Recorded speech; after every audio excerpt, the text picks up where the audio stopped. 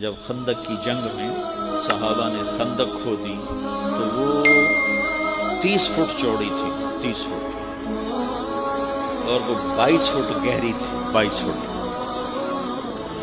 تو 10,000 کا لشکر تھا، کوئی اس کھائی کو پار کرنے کی ہمت نہیں کر سکا۔ تو عمر بن عبد ود یہ بڑا شاہ سوار تھا اور 100 جنگیں لڑ چکا تھا، اس نے پھر اپنے گھوڑے کو اٹھایا اور دوڑاتا ہوا آ کر اس نے یوں جو اس کی لگام کو کھینچا ہے تو اس کے گھوڑے نے چھلانگ لگائی تو 30 فٹ کی کھائی کو پار کر کے صحابہ کے لشکر میں جا کھڑا ہوا۔ کہنے لگا حل میں مبارز ہے، کسی کو مرنے کا شوق تو آ جاؤ۔ تو سارے دم بخود ہو کے چپ کر گئے سب۔ حضرت علی کی عمر تھی 21 سال، وہ کھڑے ہو گئے، یا رسول اللہ میں جاتا ہوں۔ ہم کہ بیٹھو، یہ عمر ہے، عمر۔ اس نے پھر کہا ہے کسی کو جنت میں جانے کا شوق جس جنت کے دعوے کرتے ہو؟ تو کوئی نہیں کھڑا۔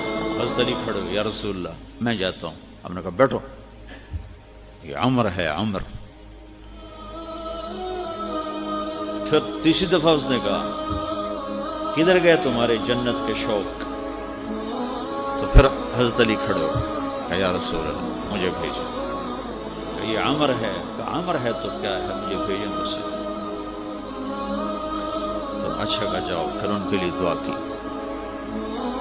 تو یہ بچے سے وہ 100 جنگیں لڑو۔ حضرت علی شعر پڑھا کرتے تھے، انا الذی سمتنی امی حیدرا فلیس غابات کریہ المنظرا وفیہمی بالصاع کیل السندرا۔ میں وہ ہوں جس کا نام اس کی ماں نے حیدر رکھا ہے، شیر۔ وہ جنگل کا بڑا شیر شہنشاہ ہوتا ہے اور میری تلوار ناپ تول کے کھوپڑیاں توڑتی ہے۔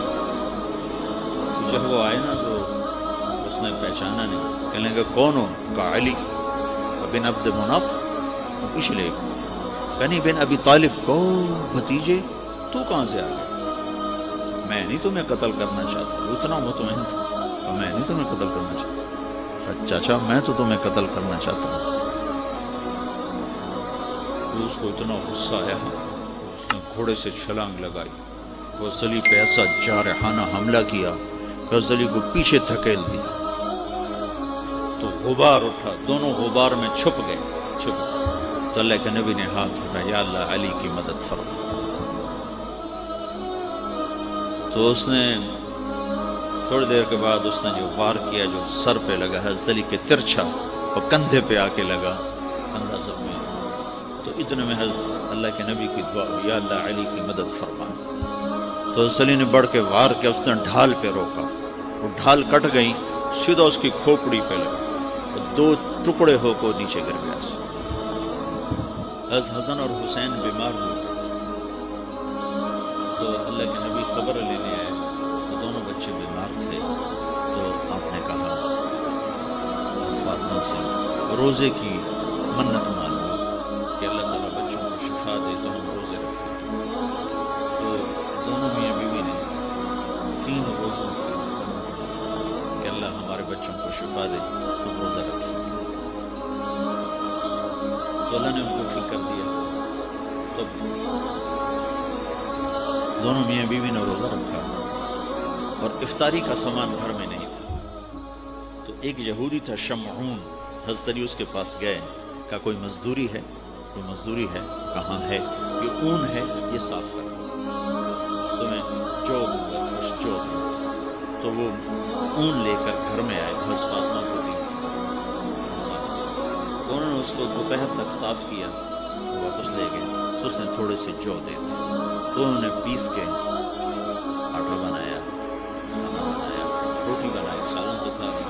دونوں میاں بیوی افطاری کے لیے بیٹھے ہیں کہ دروازے پہ آواز آئی، مسکین ہوں اللہ کے نام پہ خوشی۔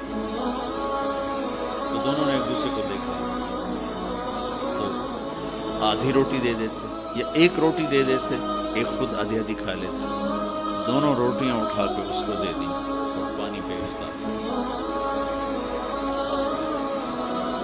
رات کو بھی کھانے کو کچھ نہیں تھا تو پانی پہ کھجور پہ روزہ رکھا. اگلے دن پھر حضرت علی شمعون یہودی کے پاس گئے اور اس سے اون لے کر آئے. حضرت فاطمہ نے اس کو سارا دن صاف کیا. عصر سے پہلے مزدوری ملی, اس کو صاف, اس کو پیس کر, آٹا بنا کر, روٹی بنا کر میاں بیوی کھانے پر بیٹھے تو دروازے پہ آواز لگی, یتیم ہوں اللہ کے نام. تو دونوں نے ایک دوسرے کو دیکھا اور ساری روٹی اٹھا کر اس کو دے دی اور پانی پہ روزہ افطار کر. تیسرا دن آیا, پھر وہ مزدوری کر کے روٹی تیار کی اور افطاری پر بیٹھے تو دروازے پر آواز لگی. بدر کے قیدی اس دن آزاد ہوئے. بدر کے قیدی اس دن آزاد کیے گئے. تو ایک قیدی دروازے پر آ گیا, قیدی ہوں ابھی چھوٹا ہوں اللہ کے نام پر کچھ.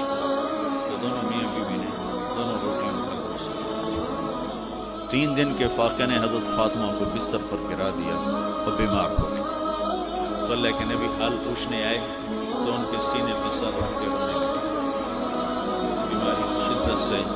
تو یہ ان آنسوؤں نے جو آسمان میں ہلچل مچائی, جبریل قرآن لے کر اترا. وَيُطْعِمُونَ الطَّعَامَ عَلَى حُبِّهِ مِسْكِينًا وَيَتِيمًا وَأَسِيرًا إِنَّمَا نُطْعِمُكُمْ لِوَجْهِ. پوری آپ کو سنو پیچھے سے, اللہ نے کیا عزت بخشی. کیوں پیٹ بھرنا تو جانور کا بھی کم, پیٹ ہی بھرنا رہ جائے تو جانور انسان بھی کیا فرق. ان الابرار یشربون من کاس کان مزاجها کافورا عینا یشرب بها عباد اللہ یفجرونها تفجیرا. یہ میرے بندے ایک دن آنے والا ہے وہ پیئیں گے جس کا انہیں تصور بھی نہیں, کافوری شراب پیئیں گے. اب ان کی یوفون بالنذر, اپنی نظر کو پورا کرتے. وہ منت کا لفظ, اپنی نظر منت کو پورا کرتے ہیں. یوفون بالنذر ویخافون یوما کان شرہ مستطیرا, اور آخرت کے دن سے ڈرتے ہیں. ان کی یہ صفت ہے, یطعمون الطعام علی حبہ مسکینا ویتیما واسیرا. یہ خود بھوکے ہوتے ہیں, علی حبہ, خود بھوکے ہوتے ہیں اور کھلاتے ہیں مسکینوں کو, یتیموں کو اور قیدیوں کو. اور پھر ان کی اخلاص کی اللہ نے گواہی دی, انما نطعمکم لوجه اللہ لا نريد منکم جزاء ولا شکورا. اللہ ان کے اخلاص کا گواہ بن رہا ہے کہ یہ کہہ رہے ہیں کہ ہم صرف اللہ کو راضی کرنے کے لیے کھلا رہے ہیں, ہم کوئی آہ واہ نہیں چاہتے. انا نخاف من ربنا یوما عبوسا قمطریرا. ہمیں اس دن سے ڈر لگتا ہے جس دن, جو دن بڑا خوفناک ہیبتناک ہے. پھر اللہ نے آگے بشارت, فوقاهم الله شر ذلك اليوم ولقاهم نضرة وسرورا وجزاهم بما صبروا جنة وحريرا متكئين فيها على الأرائك لا يرون فيها شمسا ولا زمهريرا ودانية عليهم ظلالها وذللت قطوفها تذليلا. آگے تک یہ قرآن اترا کہ اللہ تعالیٰ کہ جبریل آگے پیغام لے کر کہ علی و فاطمہ کا یہ عمل ایسا پسند آیا ہے کہ عرشوں پر بھی دھوم مچ گئی ہے. اور یہ سورہ طه کی آیات کو اتارا گیا کہ میرا رب ان کے اس عمل پر ایسا خوش ہوا ہے کہ خود کھانا خود جمع کرنا